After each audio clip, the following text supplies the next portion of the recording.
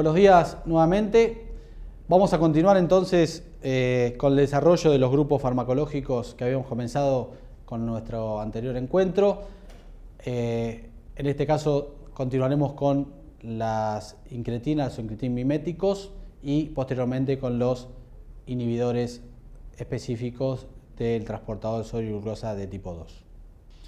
En relación a estos incretin miméticos que decíamos recién, vamos a volver a ver otra vez en detalle los mecanismos para que podamos entender bien cuál es el mecanismo de acción de este grupo de drogas. Primero empezaremos hablando de los análogos del GLP-1, para después hablar de los inhibidores de APP4. Nosotros teníamos, como podrán ver en el gráfico, como concepto teníamos la célula beta del páncreas con los receptores para GLP-1, que cuando aparecía el GLP-1 endógeno era un estímulo para la liberación de insulina, que se veía mucho más potenciado el efecto de la glucosa sobre la liberación de insulina. Teníamos el dato de que los diabéticos tipo 2 tienen menores niveles circulantes de GLP-1, por eso había menor estímulo de secreción de insulina ante la presencia de glucosa y era uno de los factores que estimulaba la hiperglucemia. Por otro lado, dijimos que los análogos del GLP-1, si usáramos GLP-1 endógeno no podríamos utilizarlos porque rápidamente son degradados por la DPP4. Por lo tanto, la estrategia es generar análogos del GLP-1 sintéticos, de alguna forma, que permitan que sean resistentes a esta DPP4. Y ahí es donde nacen los análogos sintéticos resistentes a la DPP4. Por lo tanto, al no ser degradados por la enzima la proteasa, cuando yo los administro, van a generar este efecto incretina del estímulo de la insulina dado por el GLP endógeno, pero digamos, no van a sufrir esa degradación y por lo tanto su acción va a ser más prolongada. Ese es el mecanismo por los cuales los análogos actúan sobre la secreción de insulina y mejoran los perfiles de glucosa en el paciente diabético, ¿sí? Evitando, porque su estructura aminoácidica va a ser diferente al análogo endógeno, esa estructura aminoácidica distinta hace que sean resistentes, no son captados por la DPP4 circulante o de los tejidos, por lo tanto al no ser degradados, vida media más prolongada y tienen acción farmacológica útil en la terapéutica diaria del paciente ambulatorio. Tenemos básicamente hoy en día dos disponibles en nuestro país, fundamentalmente como uso habitual. Vamos a ir hablando un poquitito específico de cada uno. Vamos a hablar empezando del exenatide o exenatida, pueden ser de las dos formas correctamente mencionado, que como decíamos es un incretin mimético y digamos, la verdad es que aquí, como todos muchas veces en el descubrimiento de muchos fármacos, la exenatida en realidad se descubre gracias a un hecho relacionado con la naturaleza, que es que se vio que la saliva de ciertos lagartos, que se llama el monstruo de Gila, es una variedad de un lagarto, que se vio que en su saliva tenía una molécula que era un análogo del GLP-1, ¿sí? Que se llamó exendina de tipo 4. La exendina de tipo 4 en realidad era un análogo natural de la saliva de este lagarto, que tenía la particularidad que tenía cambiado en su secuencia aminoácidica en relación a el GLP-1 endógeno humano y esto lo hacía resistente a la enzima DPP4.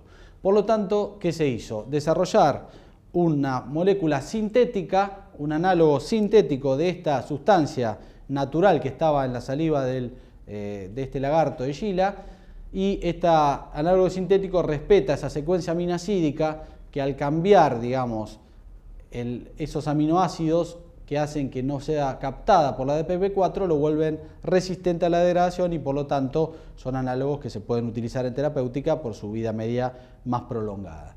De esta forma aparece el primer análogo sintético para uso en humanos, que es el exenatide o exenatida, que se administra por vía subcutánea, no por vía oral, porque no tiene absorción por vía oral, se administra por por vía subcutánea, pero que al ser resistente a la degradación tiene una vida media lo suficientemente prolongada como para que se pueda administrar 2 veces por día y con eso tener efecto terapéutico en el paciente diabético.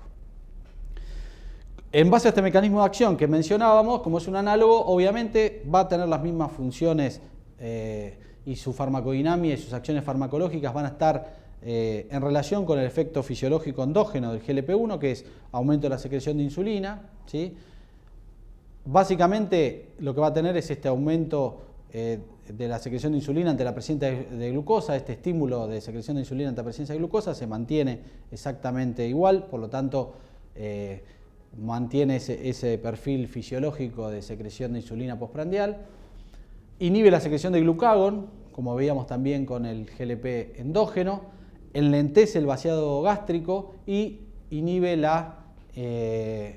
el circuito cerebral relacionado con el apetito. Por eso baja el apetito, disminuye el apetito y por eso el exenatide produce descenso de peso en los pacientes diabéticos que se han tratado con estas drogas en todos los ensayos clínicos que se han publicado hasta la fecha. Produce un descenso de peso que, como sabemos, esto es relevante para el paciente diabético obeso, en el cual el peso es una de las cosas que uno quiere tratar de controlar. Otro efecto adicional que se vio que tienen, digamos, los análogos del GLP, porque el GLP endógeno parece tenerlo, después lo vamos a ver más en detalle, es que aparentemente no solamente tendría este efecto sobre la secreción de insulina, sino que también tendría un efecto protector sobre la célula beta pancreática. Después lo vamos a ver en mayor detalle. En cuanto a la eficacia terapéutica de los análogos, y específicamente del exenatide, vemos que en los ensayos clínicos que se han publicado produce descensos de hemoglobina glicosilada que llegan al 0,8-1% como promedio. Se ha utilizado, digamos, muchas veces no solamente en monoterapia, sino que también en combinación con metformina, con sulfonilureas. En los trabajos clínicos publicados se ha visto que más allá de descender los valores de glucosa y de hemoglobina glicosilada, como les dije, alrededor de un promedio de 0,8-1%, también genera descensos de peso que rondan más o menos hasta los 3 kilos en el paciente diabético. Y se ha visto que, como les explicáramos con el gráfico aquel del efecto de la secreción de insulina y glucagón en relación a la presencia de niveles de glucosa, no hay un aumento significativo en el riesgo de hipoglucemia. De hecho, en los pacientes tratados con metformina más exenatide, en general más análogos, se ha visto que con metformina no hay aumento de los eventos de hipoglucemia, sí con las sulfonilureas. Con las sulfonilureas sí hay un aumento del riesgo de hipoglucemia en la combinación. Pero cuando se usa con insulinosensibilizadores como la metformina, en asociación no es, digamos, la hipoglucemia algo que se observe con mayor frecuencia. Repito, sí así con el uso de sulfonilureas, por eso cuando se utiliza combinado con una sulfonilurea habría que empezar, digamos, que utilizar dosis más bajas de sulfonilurea, reajustarlas para evitar este riesgo de hipoglucemia. Lo otro que se observó en los trabajos clínicos es básicamente que los pacientes, la tolerancia gástrica al uso de análogos, tanto de exenatide como vamos a ver después la otra molécula que tenemos disponible, genera en un porcentaje elevado de pacientes náuseas, vómitos, en algunos pacientes en menor proporción diarrea, pero sobre todo náuseas y vómitos, intolerancia gástrica, relacionada al efecto sobre la inhibición del vaciamiento gástrico probablemente. Esto hace que un porcentaje de pacientes no despreciable, que a veces llega al 7, al 10%, lo han discontinuado por este efecto colateral que se observa sobre todo en las primeras semanas de tratamiento, que posteriormente muchas veces el paciente se adapta y este efecto sobre el vaciamiento gástrico, este efecto colateral disminuye en forma significativa, pero sí muchos pacientes lo tienen y llevan a descontinuación del tratamiento. Por eso, tengámoslo en cuenta, si lo utilizamos, que esto puede pasar, avisarlo al paciente, que se quede tranquilo, que muchas veces esto después va desapareciendo, pero es un efecto que se ve bastante frecuente. El otro efecto colateral que se ha observado, tanto en los trabajos clínicos como con la experiencia en el uso de los años de los análogos, del exenatide, pero también se ha observado con algunos inhibidores de la DPP4, con lo cual es bastante llamativo que se observa con estos grupos de fármacos sincretin miméticos, es la presencia de pancreatitis, casos de pancreatitis relacionados al uso de este tipo de fármacos. No queda bien claro cuál es el motivo por el cual podría aumentar esta incidencia, pero lo que sí es claro que ha habido reportes de pancreatitis necrotizante en pacientes con el uso de exenatide y otros incretin miméticos. Por lo tanto, uno debe tenerlo en cuenta y ante la presencia de síntomas sugestivos de pancreatitis, dolor abdominal, vómito, fiebre, lo que ya conocemos, uno debería sospechar esta posibilidad e inmediatamente descartarla y suspender el uso de el análogo. En cuanto a los demás efectos colaterales, en general, digamos, destacables no tenemos otro efecto destacable.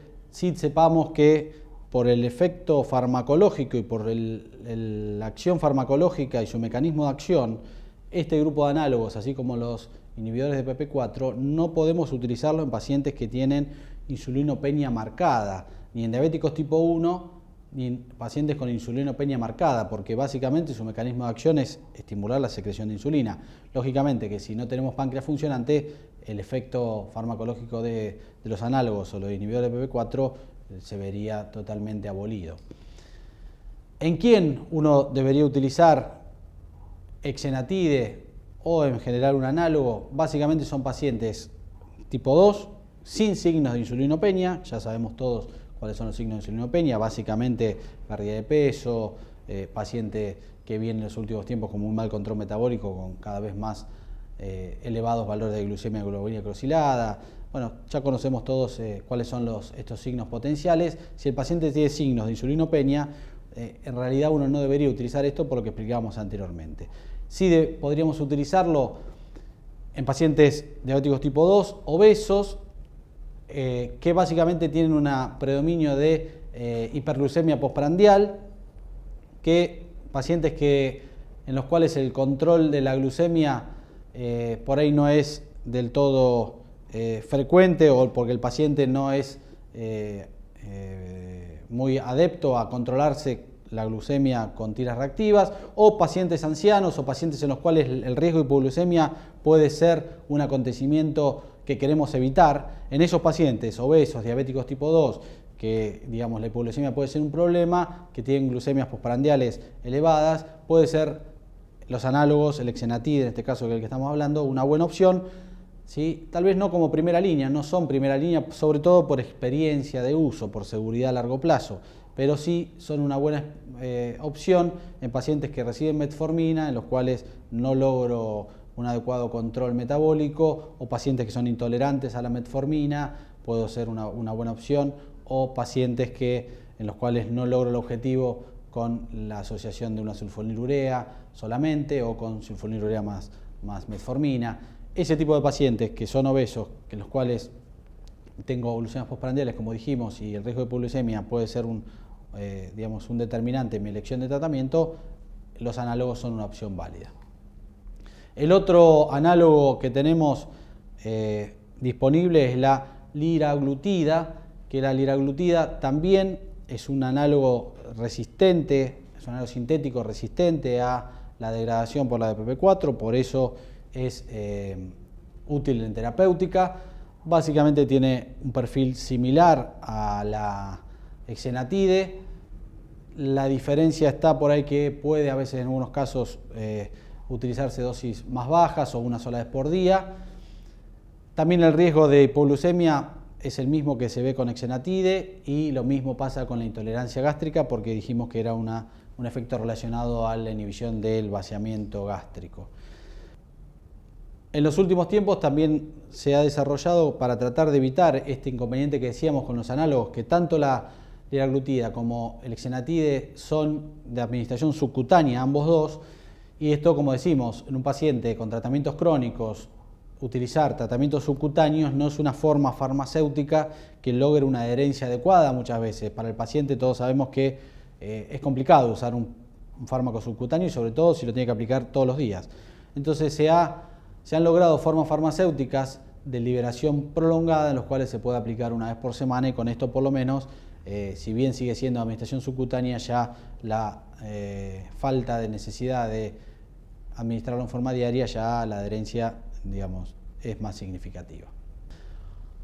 Por último, en relación a estos análogos o incretin miméticos que veníamos hablando, los análogos del GLP-1, sabemos que en la historia natural de la diabetes tipo 2, con el tiempo, progresivamente va habiendo una declinación en las células beta del páncreas. Va habiendo un progresivo deterioro y declive de la función de la célula beta. Hay una disminución clara y marcada de esa funcionalidad que, como sabemos, muchas veces después de muchos años el paciente diabético tipo 2 termina siendo insulino requiriente porque ya no tiene producción endógena de insulina o son muy escasas los niveles de insulina endógena.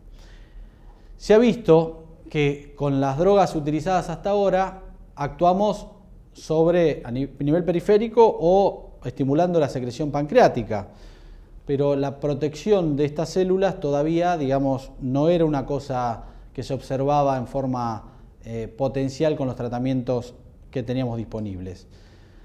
Se ha visto que el mecanismo por el cual permanentemente el páncreas está renovando su masa celular de células beta, permanentemente se está dando por neogénesis de células beta a partir de precursores que son progenitores que se diferencian a células beta pancreáticas y por otro lado hay apoptosis de células beta pancreáticas. En el paciente diabético hay una mayor apoptosis en relación a lo que es la neogénesis de células beta. Por eso el balance es negativo a lo largo del tiempo y se pierde masa pancreática funcionante. Se ha visto que el GLP-1 produciría un estímulo, sobre todo en animales esto se ha visto, produciría un estímulo hacia la diferenciación de células progenitoras en células beta pancreáticas. Se ha visto en animales que la presencia del GLP-1 produce en ratas un aumento de la masa de células beta pancreáticas a expensas de un aumento de la proliferación de células beta por esta diferenciación desde células progenitoras hacia células beta y una disminución de la apoptosis. Entonces, este efecto que se ha visto en animales favorable sobre el GLP-1 a nivel de la masa de células beta pancreáticas funcionantes, aumentando la masa de células beta pancreáticas funcionantes en ratas, postula que el uso de estos análogos podría tener cierto efecto protector sobre esa declinación del número de células beta, de la masa de células beta funcionante en el paciente diabético a medida que pasan los años.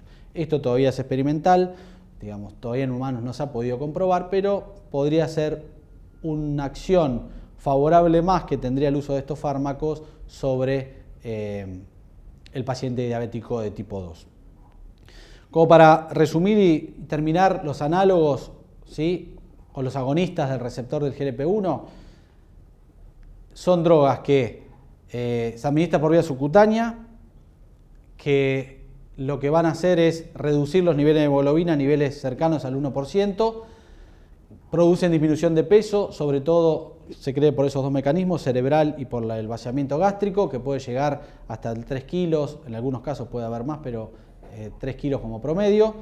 Y tengan en cuenta que puede haber un aumento del riesgo de pancreatitis, que los pacientes al inicio pueden tener intolerancia gástrica, que desaparece y que el riesgo de hipoglucemia en general no es elevado, no se observa, sobre todo cuando se combina con metformina. Si se combina con sulfonilureas el riesgo está, con lo cual hay que controlarlo. En monoterapia o combinado con metformina, en este caso no se observa.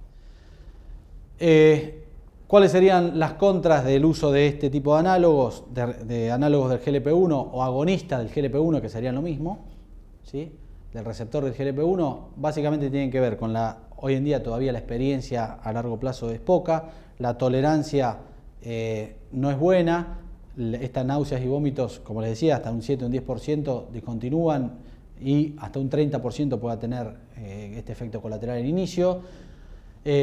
La seguridad a largo plazo no la sabemos y todavía no hay datos concluyentes sobre la protección cardiovascular, sobre la protección sobre la microvasculatura y la macrovasculatura.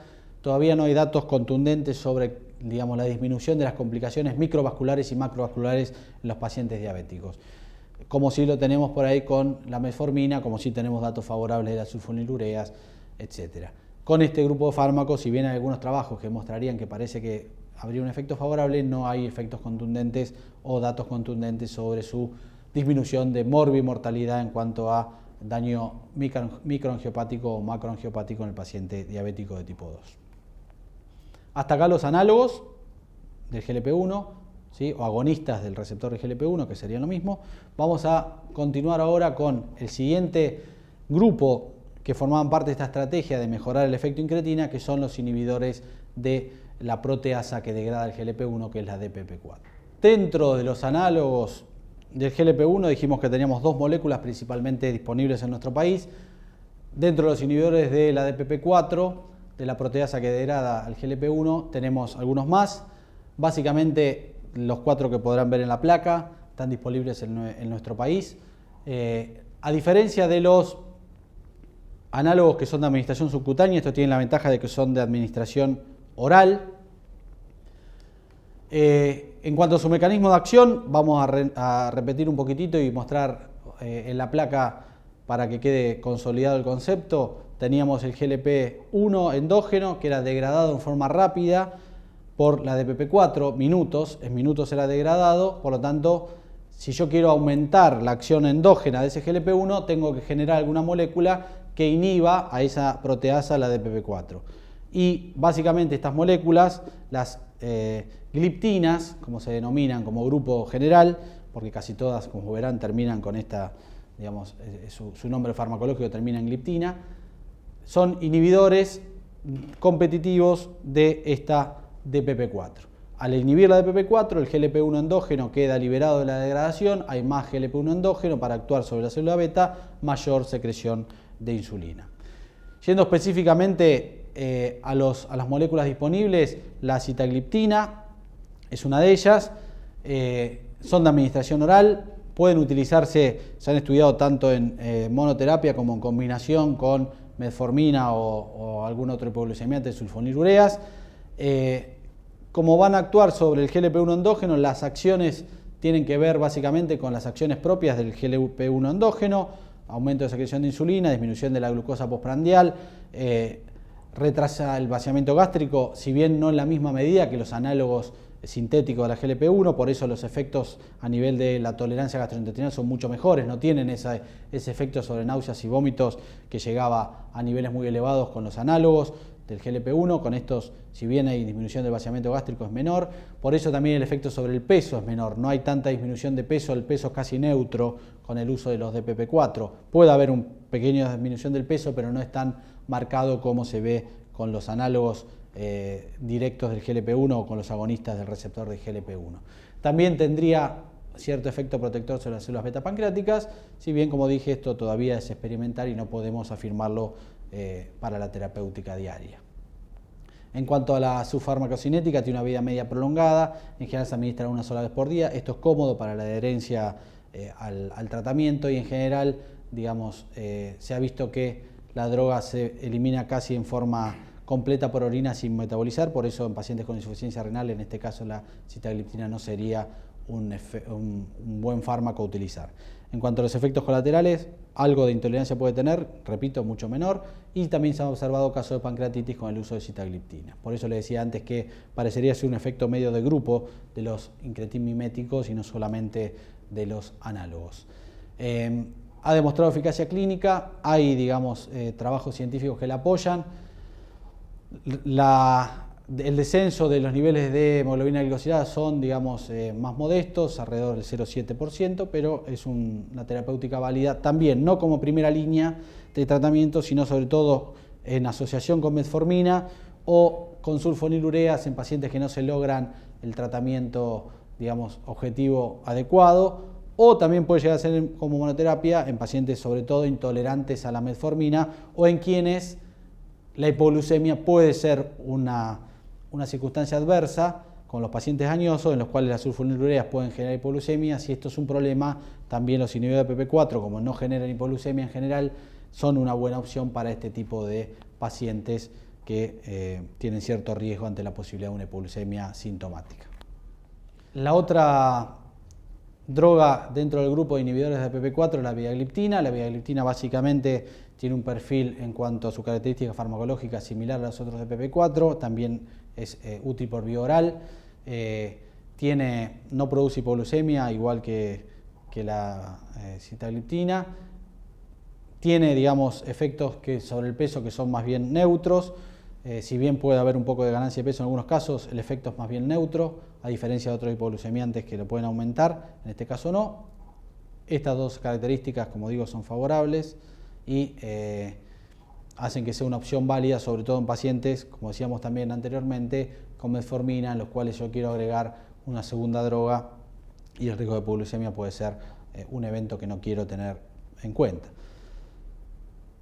La otra droga de este grupo es la sasagliptina, que también, digamos, presenta un perfil farmacológico similar, administración por vía oral, no riesgo de hipoglucemia, efecto neutro sobre el peso en general. No tienen efectos tampoco sobre el vaciamiento gástrico, por lo cual la tolerancia es mucho mejor. Tengan en cuenta la posibilidad de pancreatitis siempre con este tipo de drogas. Como vemos, en general, ¿en quién utilizaríamos este tipo de inhibidores de ADPP4? Básicamente lo utilizaríamos en pacientes que tienen un perfil de glucosa que no está dentro del objetivo, que lo tenemos tratados con metformina y todavía no logramos el objetivo. En esos pacientes puede ser una buena opción asociarlos. Si bien muchas sociedades mundiales prefieren el uso de una sulfonilurea como segunda droga por una cuestión de experiencia de uso, de costos, de efectos sobre algunos eventos micro y macrovasculares, puede llegar a ser una buena opción como segunda droga a asociar en los pacientes tratados con metformina. También se podría utilizar en pacientes con monoterapia, en los cuales son intolerantes o no pueden utilizar metformina y no quiero usar una sulfonilurea por el riesgo de hipoglucemia, puede ser también una opción favorable. O también puede ser en pacientes que reciben una sulfonilurea que no pueden usar metformina, con lo cual están con sulfonilurea sola y que yo quiero llegar al objetivo porque no he llegado con la sulfonilurea sola, le puedo agregar un inhibidor de ADPP4 como para mejorar ese perfil glucémico. Y en este caso sí tengan en cuenta que ya de por sí la sulfonilurea produce hipoglucemia, puede haber un aumento mayor del riesgo de hipoglucemia, hay que controlarlo en forma más frecuente. Como resumen de lo que venimos hablando hasta ahora de los incretin miméticos, como para reforzar los conceptos más importantes, tenemos que hay dos incretinas endógenas, GLP-1 y GIP, que estas incretinas endógenas estimulan aún más la secreción de insulina por el estímulo de la glucosa, que en los pacientes diabéticos se ve disminuido este efecto incretina, fundamentalmente por una disminución de los niveles GLP-1 circulantes. Por eso las estrategias farmacológicas desarrolladas a partir de tratar de mejorar o de potenciar este efecto disminuido del GLP-1 a nivel endógeno. Dos grandes grupos, análogos del GLP-1 que actúan a nivel del receptor del GLP-1 en la célula beta pancreática, o inhibidores de la enzima proteasa que degrada al GLP-1 endógeno, los inhibidores de PP4. Los dos grandes grupos, los GLP-1 vía subcutánea, los inhibidores de PP4 vía oral. Los análogos del GLP-1 producen disminución del vaciamiento gástrico. Esto como favorable va a tener que ayuda al descenso de peso, pero desfavorable que tienen como efecto colateral más frecuente y muy frecuente al inicio del tratamiento, sobre todo náuseas y vómitos. Esto no se ve con los inhibidores de PP4 porque el efecto sobre el vaciamiento gástrico es mucho menor. Por lo tanto, también el efecto sobre el peso de los inhibidores de PP4 es mucho menor. Los análogos del GLP-1 disminuyen de peso, también disminuyen el efecto a nivel del sistema nervioso central sobre el apetito, producen saciedad. Esto no se ve tanto con los inhibidores de PP4, por eso el peso es neutro de los inhibidores sobre el peso del paciente diabético.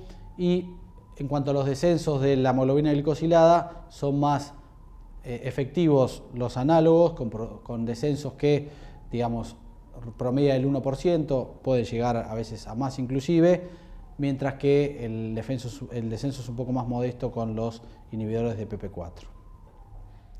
Por último, vamos a hablar de un grupo que en realidad muestra un mecanismo de control de la glucosa distinto a lo que veníamos conversando. Habíamos dicho que históricamente utilizábamos fármacos que actuaban sobre la secreción de insulina porque actuaban directamente sobre el páncreas, los secretagogos, o sobre la resistencia a la insulina. Después dijimos que actuábamos sobre otro de los componentes del octeto ominoso, que tenía que ver con la disminución del efecto incretina, con los incretino-miméticos. Por último, vamos a hablar de este último grupo de fármacos que actúan sobre otro de los componentes del octeto ominoso, que es el riñón. Se sabe que el riñón es uno de los órganos que tiene un papel importante en la neoglucogénesis y sobre todo en la homeostasis de la glucosa por la eliminación urinaria de glucosa. Sabemos que el riñón normal tiene una alta capacidad de reabsorción de glucosa. En un sujeto normal, hasta 200-220 miligramos minuto de glucosa pueden llegar a ser reabsorbidos. Esto hace que tengamos que hasta un nivel de glucemia plasmática promedio de 180 miligramos por decilitro, no tenemos presencia de glucosa en orina. Sabemos que los diabéticos tienen una mayor capacidad de absorción de glucosa, de reabsorción de glucosa desde la luz tubular. Sabemos que en el riñón la glucosa se filtra en forma adecuada a nivel de la filtración glomerular, pero es reabsorbida en los túbulos renales. Sabemos que como decíamos, esa capacidad de absorción del riñón es muy alta y en los diabéticos se ve inclusive un poco más aumentada en cuanto a su capacidad de reabsorción de la glucosa presente en la luz tubular. Por eso los niveles de aparición de glucosa en orina a veces inclusive son un poco más altos del paciente sin diabetes.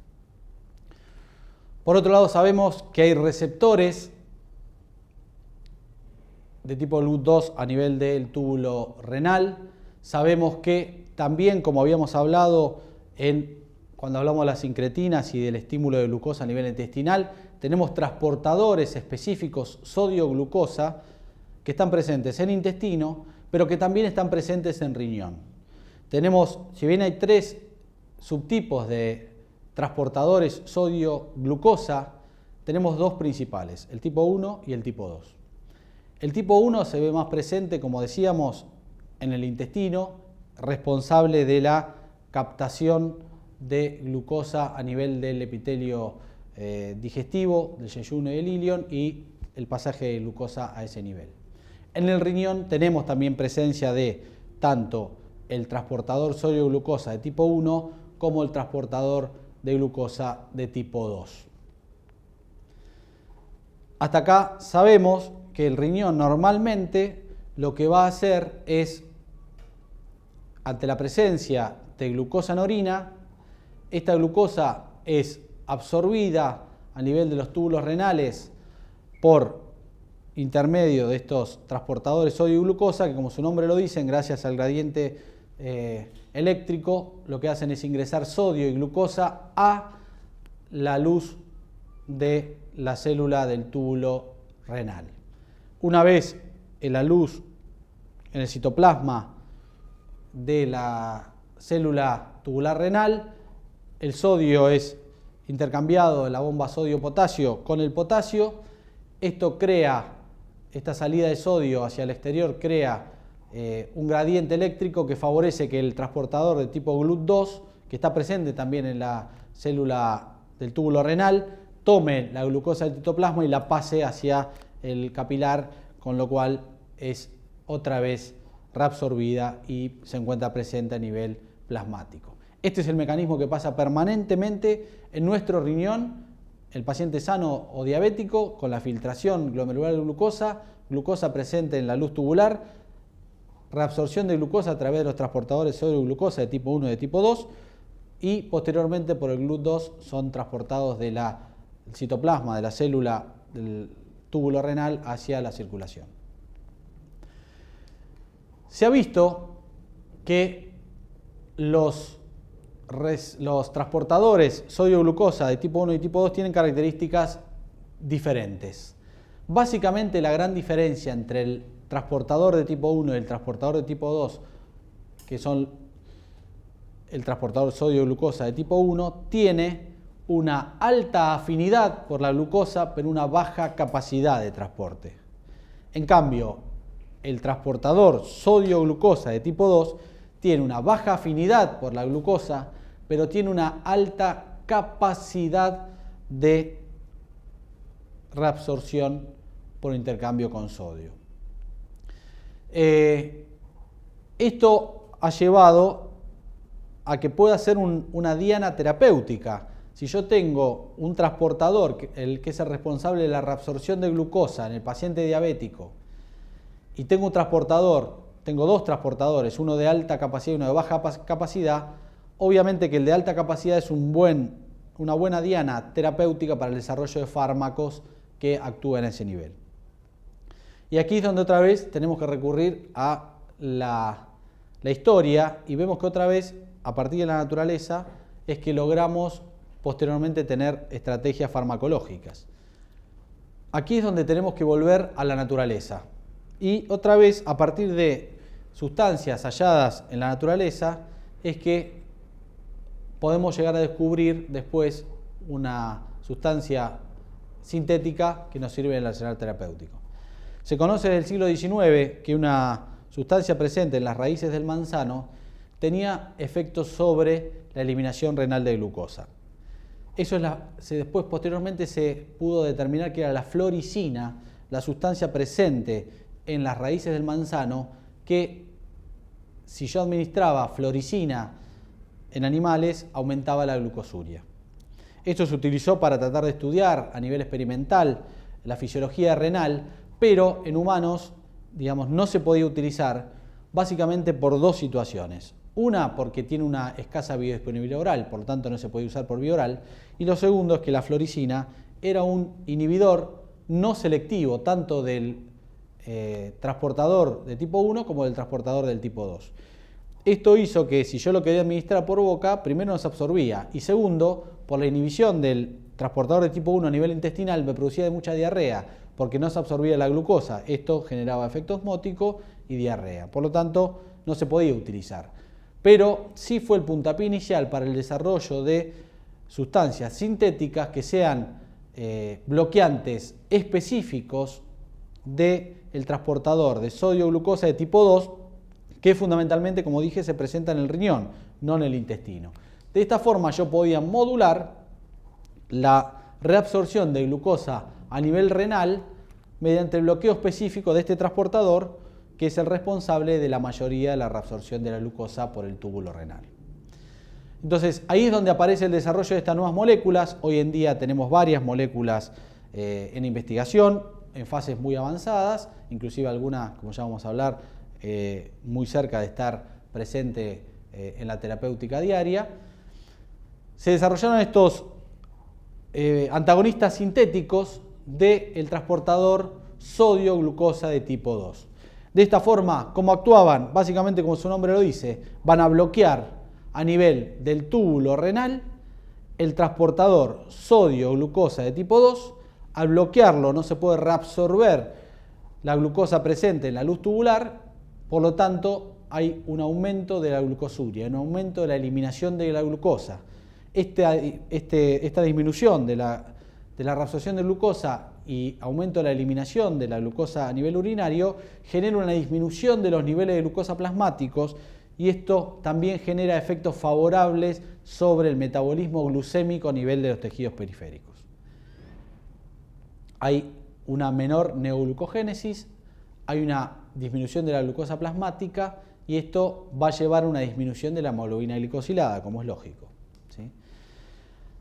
Se ha visto que en diabéticos, en estudios experimentales, el paciente diabético tiene tanto un aumento de la expresión de transportadores sodio-glucosa de tipo 2 como de receptores de tipo GLUT2. Yo les había dicho que los pacientes diabéticos tenían una mayor capacidad de reabsorción de glucosa a nivel renal. Y esto aparentemente está dado por esta mayor expresión de receptores GLUT2 que estaban, como les dije, responsables de pasar la glucosa que se reabsorbió en la célula tubular hacia la circulación renal y la sobreexpresión de transportadores de tipo 2 a nivel de la célula tubular renal favorecía este aumento de la reabsorción de la glucosa que se ve en los pacientes diabéticos. Por eso es que estos bloqueantes específicos del transportador sodio-glucosa de tipo 2 generan, digamos, un buen efecto farmacológico sobre la reabsorción y realmente se observa un aumento significativo en los montos de glucosa eliminados con la orina. Como hemos dicho, tenemos varios antagonistas sintéticos en desarrollo, antagonistas específicos del transportador sodio-glucosa de tipo 2, algunos en fase 1, otros en fase 2, otros en fase 3, y el que está más avanzado en su desarrollo es la dapagliflozina, que la dapagliflozina ya casi está cercana a la aprobación en Europa, ha tenido una opinión favorable del Comité Asesor de la EMEA, la Agencia Regulatoria de Medicamentos en Europa, para su aprobación. Probablemente en los próximos meses tendrá la aprobación y podrá estar dentro del arsenal terapéutico diario de los pacientes con diabetes tipo 2. Y por la FDA todavía, digamos, no ha tenido la aprobación. La FDA le ha solicitado mayores datos sobre seguridad, sobre todo por un aumento que se ha observado en la incidencia de cáncer de mama y cáncer de vejiga con el uso de esta molécula. Por lo tanto, le ha pedido más datos de seguridad.